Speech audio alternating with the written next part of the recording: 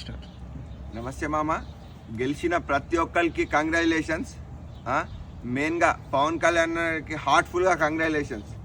ఎందుకంటే last time ఓడిపోయిండు అన్న పవన్ కళ్యాణ్ అన్న, ఈసారి గెలిచిండు.